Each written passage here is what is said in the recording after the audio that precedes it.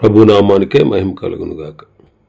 కూడి వచ్చిన మీ అందరికీ, కర్మల ఆత్మీయ సహవాస సంఘ విశ్వాసులందరికీ మన ప్రభువును ఆయన ప్రియ కుమారుడునైన యేసుక్రీస్తు వారి శ్రేష్టమైన నామంలో శుభములు మరియు అందరికీ వందనాలండి. యెహెజ్కేలు గ్రంథం 45వ అధ్యాయాన్ని మనం ధ్యానం చేసుకుందాం. యెహెజ్కేలు గ్రంథం 45వ అధ్యాయం. ఇందులో ముఖ్యమైన అంశం ఏంటంటే దేవాలయ యాజకుల స్థలం. దేవాలయ యాజకుల స్థలం గురించి ప్రత్యేకంగా రాయబడింది. మొదటి 8 వచనాల్లో ప్రతిష్ఠిత భాగముల గురించి చెప్పబడింది.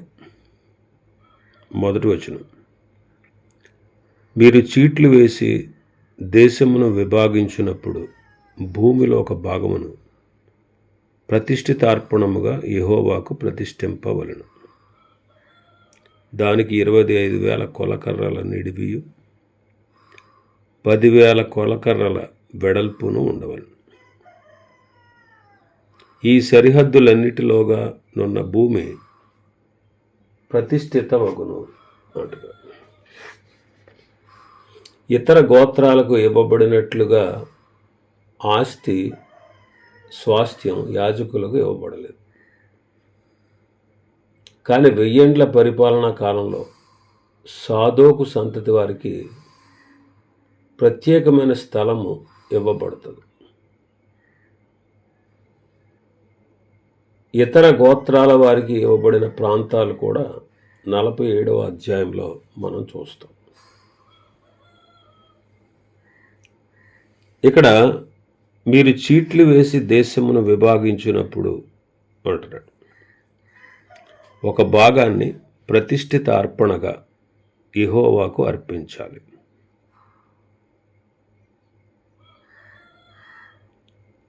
ఇది 25,000 కొలకర్రల నిడివి, 10,000 కొలకర్రల వెడల్పు కలిగినటువంటి.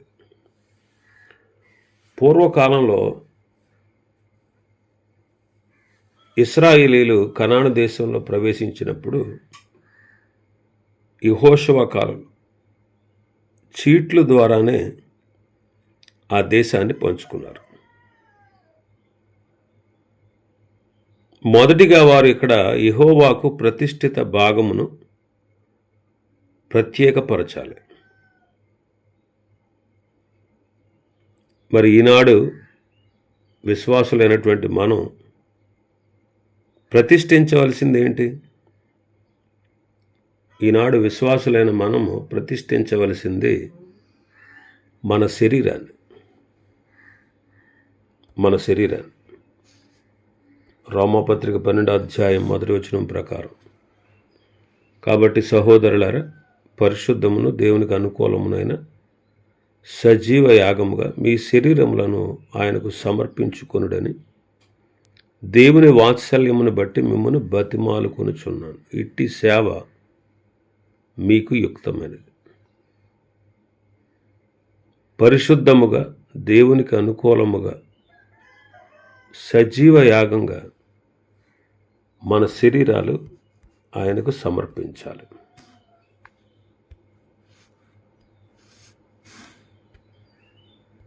6వ అధ్యాయంలో మనం చదువుతాం,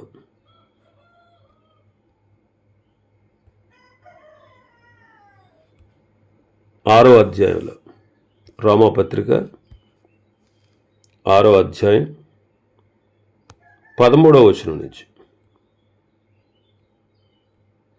మరియు మీ అవయవములను దుర్నీతి సాధనములుగా పాపమునకు అప్పగింపకుడి, అయితే మృతులలో ఉండి సజీవులమనుకొని మిమ్మల్ని మీరే దేవునికి అప్పగించుకుని మీ అవయవములను నీతి సాధనములుగా దేవునికి అప్పగించండి. దుర్నీతి సాధనాలుగా కాకుండా, పాపమునకు అప్పగించకుండా. మనం మృతుల్లో నుండి తిరిగి లేచాం కాబట్టి మన అవయవాలను నీతికి సాధనాలుగా మనం అప్పగించాలి. నీతికి సాధనాలుగా మనం అప్పగించాలి.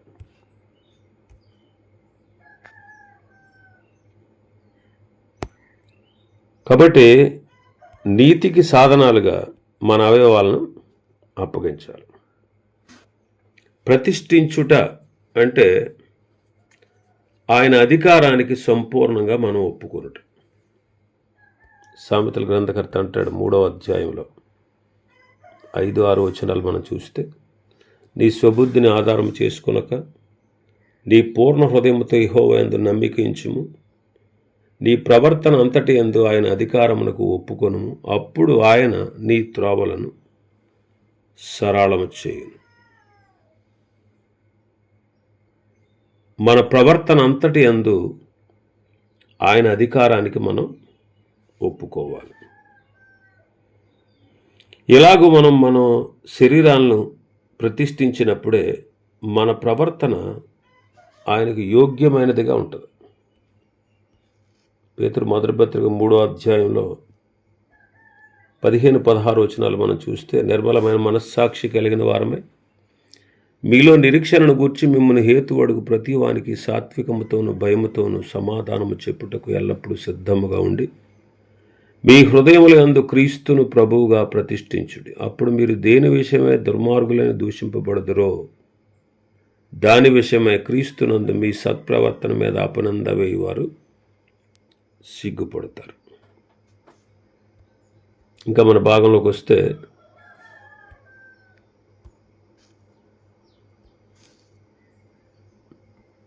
రెండవ వచనం, దానిలో పరిశుద్ధ స్థలమునకు 500 కొలకర్రల చచ్చౌకము ఏర్పడవలను. దానికి నలుదిశల 50 మూరల మైదానము ఉండవలను. పరిశుద్ధ స్థలమునకు 500 కొలకర్రలు పొడవు వెడల్పు, దానికి నలుదిశల 50 మూరల మైదానం ఉండాలి. ఇది చచ్చౌకమైనది అంటున్నాడు. చచ్చౌకము అంటే అన్ని వైపులా సమానము. ఇది దేవుడు మానవులందరి పట్ల సమానముగా చూపించే ప్రేమను సూచిస్తూ ఉంది. మానవులందరి పట్ల ఆయన చూపించే సమానమైన ప్రేమ మనకు కనపడతా ఉంది. సమానమైన ప్రేమ. అందుకే తిమోతి పత్రికలో పౌలు గారు అంటారు, ఈయన అందరి కొరకు విమోచన క్రయధనముగా తన్ను తానే సమర్పించుకొనును, దీనిని గూర్చిన సాక్ష్యము యుక్త కాలముల యందు ఇయ్యబడును. అందరి కొరకు అన్నాడు, అంటే మానవులందరి కొరకు విమోచన క్రయధనముగా తన్ను తాను అర్పించుకున్నారు. మానవులందరకు సరిపోయినటువంటి బలి ఆయన. మరి మానవులందరూ ఆయన వద్దకు వస్తున్నారా? అది అంగీకరిస్తున్నారా? అలా జరగట్లేదు. ఇంకా మనం చూస్తే 3వ వచనంలో మన భాగంలో, కొలవబడిన ఈ స్థలము నుండి 25,000 కొలకర్రలను నిడివియు 10,000 కొలకర్రల వెడల్పును గల ఒక చోటు కొలిచివేయబడును. అందులో మహాపరిశుద్ధ స్థలముగా ఉన్న పరిశుద్ధ స్థలము ఉండును. 25,000 కొలకర్రల వెడల్పు, పొడవు 10,000 కొలకర్రల వెడల్పు. ఇందులో మహాపరిశుద్ధ స్థలమైన పరిశుద్ధ స్థలం ఉండును. 4వ వచనంలో, యెహోవాకు పరిచర్య చేయుటకై ఆయన సన్నిధికి వచ్చి పరిచర్య చేయుచున్న యాజకులకు ఏర్పాటైన ఆ భూమి ప్రతిష్ఠిత స్థలముగా ఎంచబడును. అది వారి ఇండ్లకు నివేశమై పరిశుద్ధ స్థలమునకు ప్రతిష్ఠితముగా ఉండును. మందిరంలో పరిచర్య చేయుచున్న లేవీలు ఇండ్లు కట్టుకొని నివసించినట్లు 25,000 కొలకర్రల నిడివి 10,000 కొలకర్రల వెడల్పును గల ఒక ప్రదేశమును వారికి స్వాస్థ్యముగా 20 గదులను ఏర్పాటు చేయాలి. కాబట్టి లేవీయులకు స్వాస్థ్యము దేవుడే. ఈనాడు సువార్త ప్రకటిస్తున్న సువార్థికులకు స్వాస్థ్యము కూడా దేవుడే. దేవుడే ప్రతి అవసరతను తీర్చువాడు. మరి దేవుని యొక్క పరిచర్య చేసేటువంటి వారు ప్రభువునందు సంపూర్ణ గురి కలిగిన వారుగా ఉండాలి. వారు భౌతికమైన దేని మీద కూడా గురి పెట్టుకోకూడదు. ఇంకా 5వ వచనంలో మనం చూస్తే వారికి స్వాస్థ్యముగా 20 గదులు ఏర్పాటు చేయాలి.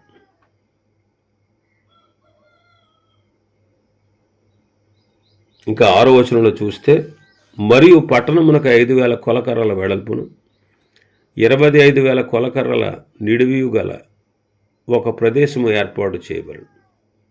అది ప్రతిష్ఠితమగు భాగమునకు సరిగా ఉండవలను. ఇశ్రాయేలులకు అందరికీ అది స్వాస్థ్యముగా ఉండును.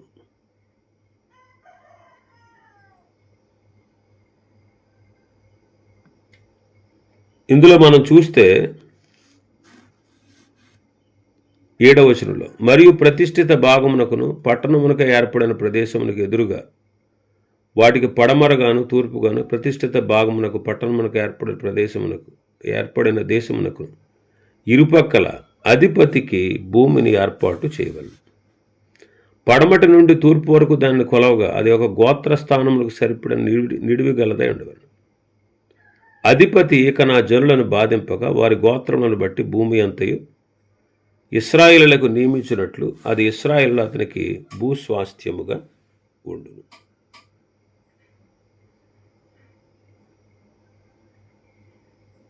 ఈ ప్రతిష్ఠిత భాగమునకు ఇరుప్రక్కల అధిపతికి ఒక భాగం ఉండాలి. అధిపతికి ఒక భాగం. ఆ అధిపతి నా జనులను బాధింపక వారి గోత్రములను బట్టి భూమి అంతయు ఇశ్రాయేలుకు ఇవ్వాలి. ఇక్కడ అధిపతులు అని బహువచనం చెప్పబడాలి అని చాలామంది బైబిల్ పండితుల అభిప్రాయం. ఎందుకంటే ఇశ్రాయేలుల అధిపతులు, ఎందుకంటే తర్వాత వచనంలో మనం చూస్తాం 9వ వచనం నుంచి 17వ వచనం వరకు అధిపతుల విధులు మనం చూస్తాం.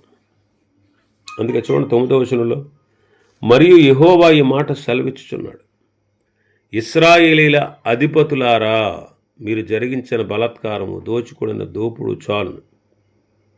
అలాగు చేయక మాని నా జనుల సొమ్మును అపహరింపక నీతి న్యాయములను అనుసరించి నడుచుకునుడి. ఇదే ప్రభువు యెహోవా వాక్కు.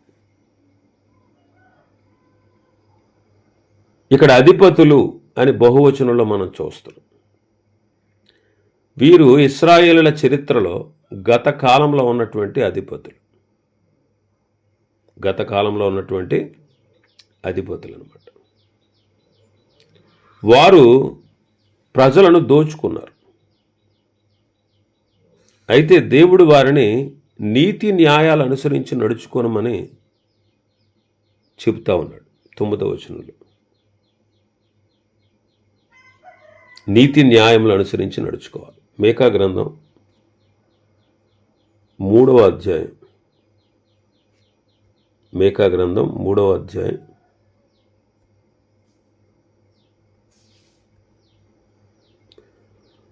9, 10, 11 వచనాలు. యాకోబు సంతతి వారి ప్రధానులారా, ఇశ్రాయేలు అధిపతులారా, న్యాయమును తృణీకరించుచు దుర్నీతిని నీతిగా ఎంచువారులారా, ఈ మాట ఆలకించండి. నరహత్య చేయుట చేత సీయోనును మీరు కడతారు, దుష్టత్వము జరిగించుట చేత యెరూషలేమును మీరు కట్టుదురు. జనుల ప్రధానులు లంచం పుచ్చుకొని తీర్పు తీర్చుదురు. వారి యాజకులు కూలికి బోధింతురు, ప్రవక్తలు ద్రవ్యం కొరకు సోది చెప్పుదురు. అయినను వారు యెహోవాను ఆధారము చేసుకుని, యెహోవా మన మధ్యనున్నాడు కదా, ఏ కీడును మనకు రానేరదని అనుకుందరు.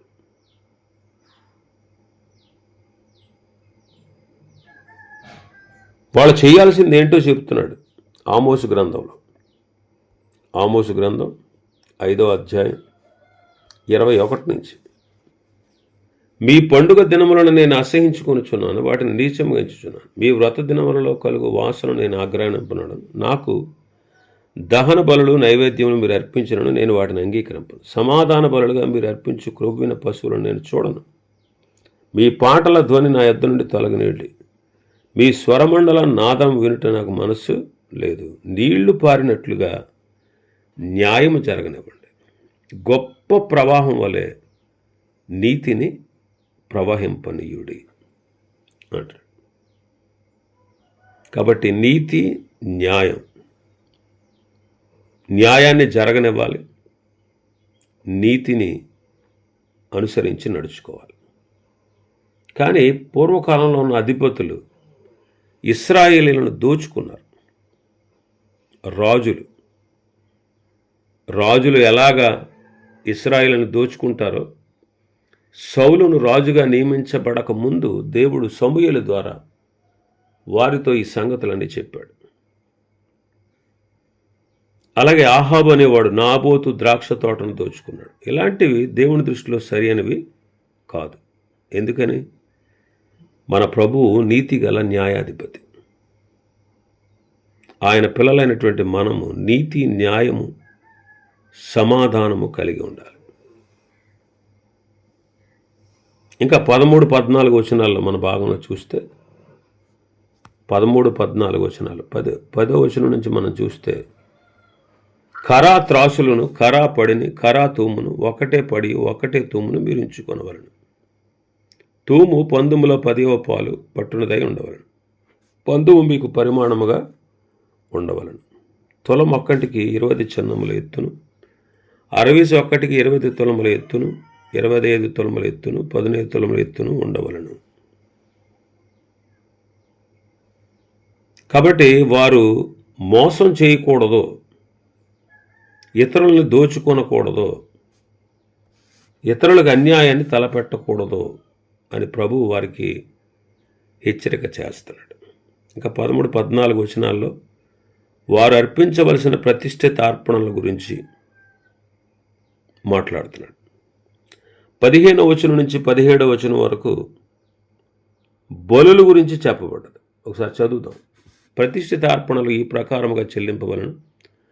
180 పళ్ళ గోధుమలలో 3 పళ్ళ వంతును, 180 పళ్ళ యవలలో 100 పళ్ళ వంతును చెల్లింపవాలి.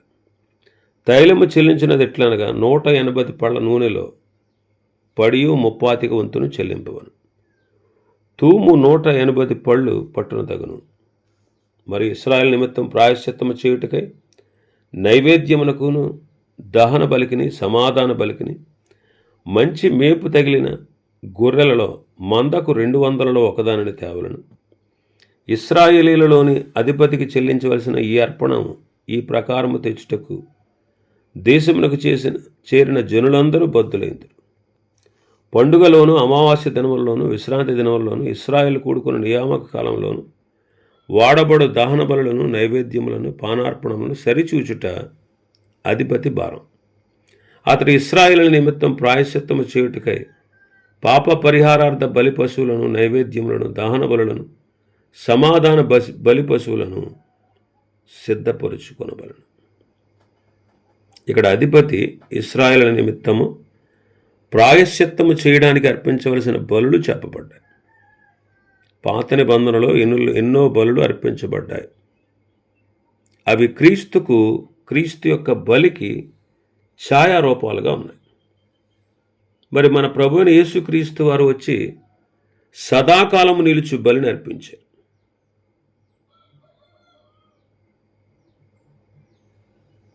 ఇంకా మెస్సీయ రాజ్యములో బలులు ఉండవు.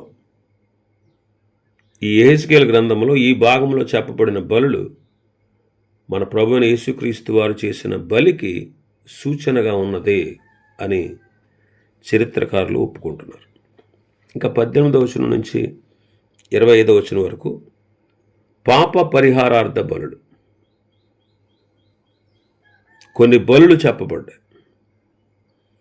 మోషే ధర్మశాస్త్రానికి ఈ బలులకు కొంత తేడా ఉంది. పరిశుద్ధ స్థలము నిమిత్తము పాప పరిహారార్థ బలి అని చెప్పబడింది 18-19 వచనంలో. మొదటి నెల మొదటి దినము నిర్దోషమైన కోడి తీసుకుని పరిశుద్ధ స్థలము నిమిత్తము పాప పరిహారార్థ బలి అర్పించాలి. ఎట్లనగా యాజకుడు పాప పరిహారార్థ బలి పశు రక్తము కొంచెం తీసుకుని మందిరపు ద్వారబంధముల మీదను బలిపీఠము చూరు 4 మూలల మీదను లోపటి ఆవరణపు వాటి ద్వారబంధముల మీదను ప్రోక్షింపవలెను.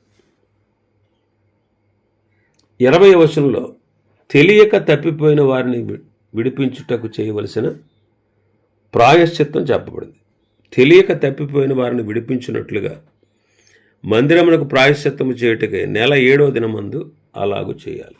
తెలియక తప్పిపోయిన వారిని విడిపించబట్టు. నేడు కూడా ఎవరైనా పాపం చేస్తే మన పాపములకు క్రీస్తే శాంతికరమే ఉన్నాడు.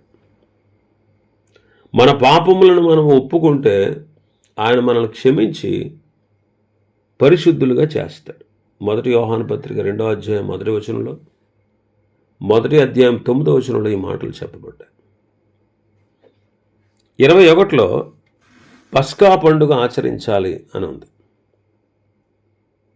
మొదటి నెల 14వ దినమున పస్కా పండుగ ఆచరించవలను, 7 దినములు దానిని ఆచరించాలి అన్నాడు.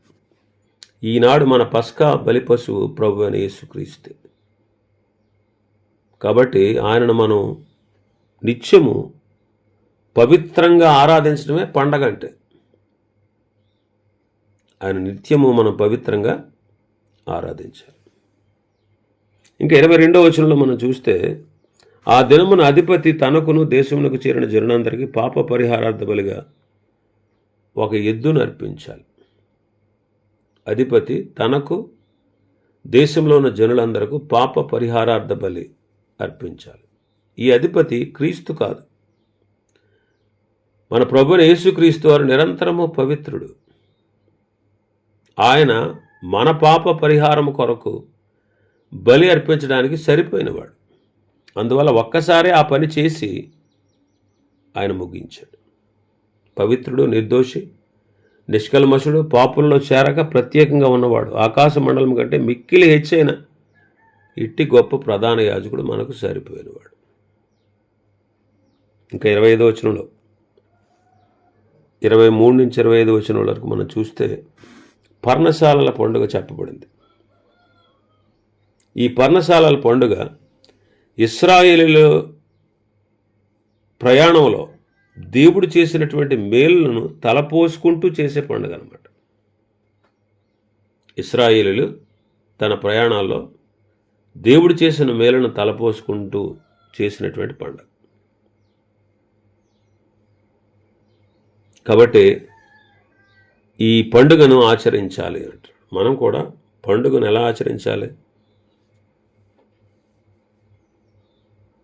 కొరింథీయులకు రాసిన మొదటి పత్రిక 5వ అధ్యాయం 7వ వచనం, మీరు పులిపిండి లేనివారు గనుక క్రొత్త ముద్ద అవుటకై ఆ పాతదైన పులిపిండిని తీసి పారవేయండి. అంతేకాదు, క్రీస్తు అను మన పస్కా పశువు వధించబడింది కనుక పాతదైన పులిపిండితోనైనను దుర్మార్గత దుష్టత్వమును అను పులిపిండితోనైనా కాకుండా నిష్కాపట్యమును సత్యమును అను పులియని రొట్టెతో పండుగ ఆచరించాలి. కాబట్టి ఈనాడు మనం పాతదైన మన శరీర స్వభావాన్ని, పాత జీవితంలో ఉన్న దుర్మార్గతను, దుష్టత్వాన్ని విడిచిపెట్టి నిష్కాపట్యమును సత్యము అను పులియని రొట్టెతో మనం ఏం చేయాలి? పండుగ ఆచరించాలి. ఇవి ఈ అధ్యాయంలో ఉన్నటువంటి విషయాలు. ప్రభు చిత్తమైతే మరొక అధ్యాయాన్ని రేపటి దినం మనం ప్రారంభించుకుందాం. దేవుడి వర్తమాన వాక్యాన్ని మన వినికిడిలో ఆశీర్వదించునుగాక.